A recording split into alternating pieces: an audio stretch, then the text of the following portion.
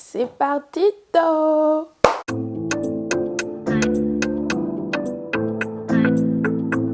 Salut toi, j'espère que tu vas bien et que ta semaine s'est très bien passée. Si ce n'est pas le cas, sache que ça ira. Aujourd'hui, je viens te parler d'une partie de mon témoignage et comme tu peux le voir dans le titre, ça va parler de complexe d'infériorité. Comment est-ce que j'ai développé ce complexe? C'était après le harcèlement que j'ai eu quand j'étais au collège. Si tu n'as pas encore regardé la vidéo, n'hésite pas à aller la voir, elle va s'afficher juste ici. Je tiens quand même à prévenir que quand j'ai fait cette vidéo-là, le processus de guérison n'avait pas encore commencé. Donc peut-être que tu vas voir que je suis encore crispée, que je dis que j'ai pardonné, mais que voilà. Oui, en fait, à cette période, j'avais pardonné, mais il y a eu quand même ce que je peux appeler des séquelles, des choses qui sont restées et qui se sont ancrées en moi. Et je m'étais pas rendu compte, en fait, de ce complexe-là et de bien d'autres blessures qui avaient été causées par le harcèlement. Et la personne qui m'a fait prendre compte qu'il y avait toujours une grosse blessure ouverte en moi suite à ce harcèlement, c'était mon pasteur en Martinique, pasteur Jean-Claude. Hello! Merci encore, sois vraiment béni. Donc suite à ça, en fait, a commencé le processus de guérison, puisqu'en fait, quand tu as un problème, je crois que le Saint-Esprit nous convainc que ça soit par toi-même ou bien par d'autres personnes.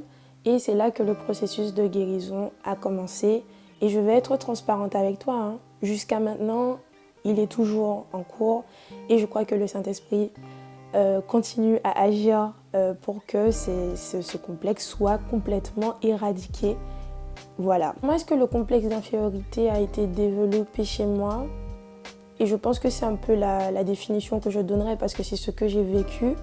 C'est en me dévalorisant moi-même. J'avais pas besoin que les gens me disent ouais, t'es nulle, etc. Je me dévalorisais moi-même.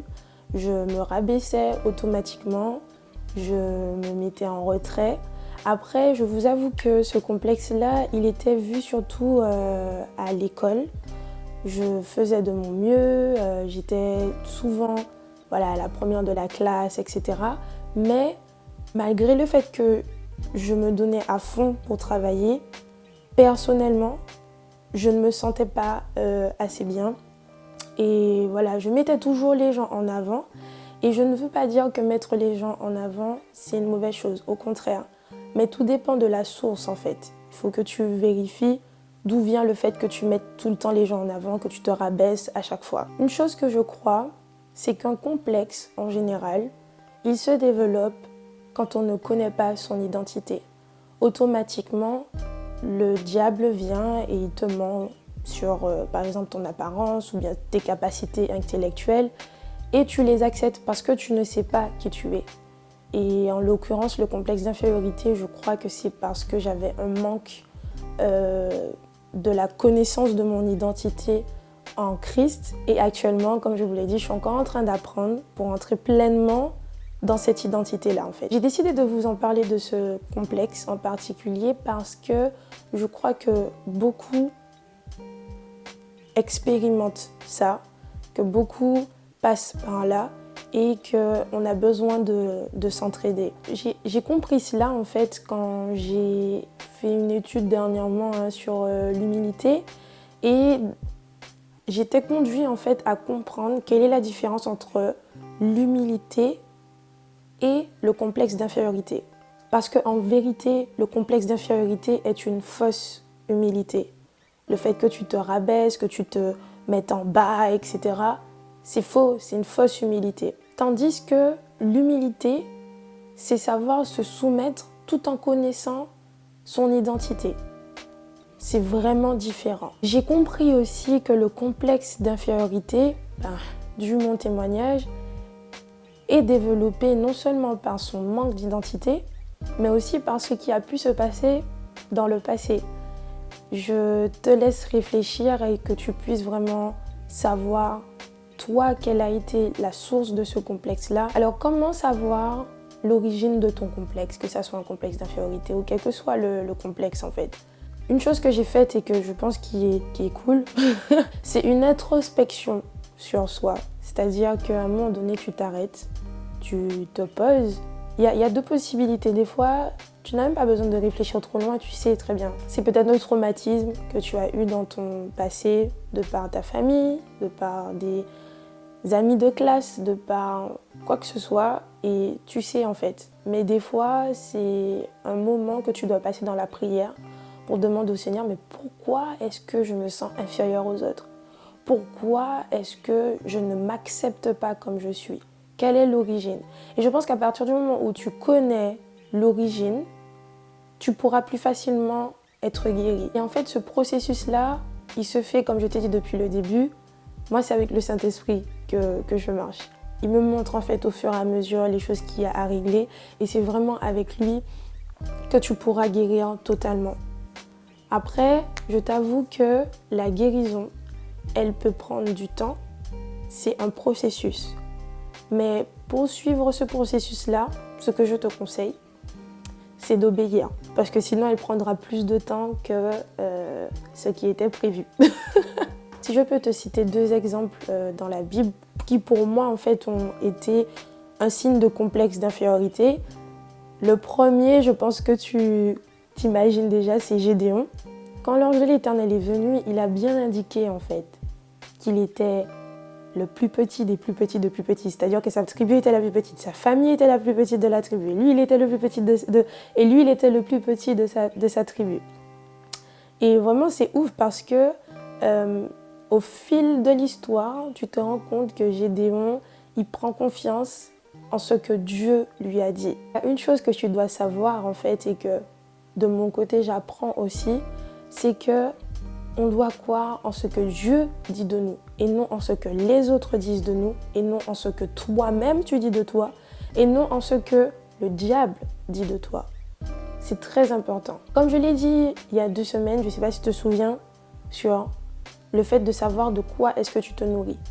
Et la réponse que je t'aurais conseillé, c'est de te nourrir majoritairement de la parole de Dieu, des paroles affirmatives, de te rappeler des promesses de Dieu sur ta vie et de ne pas te rabaisser toi-même en fait, même si que les gens te rabaissent, même si que toi-même tu te rabaisses. Rappelle-toi de ce que Dieu dit de toi. Rappelle-toi que tu es une créature merveilleuse. Rappelle-toi que tu es un enfant de Dieu. Le deuxième exemple qui n'est pas tout le temps mis en avant, ce sont les chefs de la tribu d'Israël qui étaient allés explorer Canaan comme Moïse leur avait dit, d'aller voir le pays, etc. Ce qui m'a marqué dans cette histoire-là, c'est que déjà, c'était des chefs de tribu. Donc ça veut dire que c'était des personnes haut placées en fait. Tu pouvais les... Voilà, ils étaient respectables. Deuxième fait marquant, c'est que quand ils sont revenus en fait vers Moïse pour leur donner leur compte-rendu, ils se sont complètement sous-estimés à ce que Dieu leur avait dit. C'est-à-dire, vous allez avoir le pays. Bien évidemment, il y avait des géants. Mais le mot qui m'a marqué, ils ont dit qu'ils étaient des sauterelles. Et c'est... Bon, je pense que c'était imagé, mais en tout cas, c'est vraiment comme ça qu'ils se sont vus. Très, très, très petits. Et après, on a bien vu l'issue, en fait. Les 10 personnes qui se plaignaient et qui disaient que non, on ne pourra pas avoir le pays parce qu'on est trop petit, on sera incapable. Ils sont morts.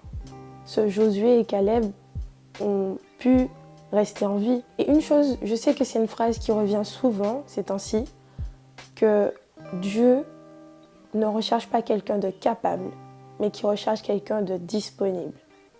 Une chose est sûre, je prends encore mon exemple, c'est que le Saint-Esprit travaille toujours pour ce complexe d'infériorité. Mais à côté de ça, je travaille pour le royaume de Dieu en fait. Que ce complexe d'infériorité-là ne t'emmène pas à ta chute. Au contraire, continue, malgré que tu sais que tu n'es pas capable. À partir du moment où le Seigneur a mis une promesse sur ta vie, quel que soit ce que tu penses de toi, quel que soit ce que les autres disent de toi, continue. Parce que c'est la promesse de Dieu.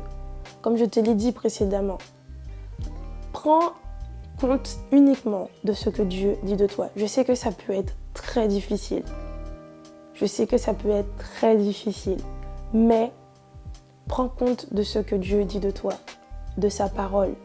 Qu'est-ce qu'il dit de toi dans sa parole? Si je peux terminer, je te dirais de t'efforcer à te revêtir de l'humilité. L'humilité précède la gloire et je dirais que le complexe d'infériorité précède la chute.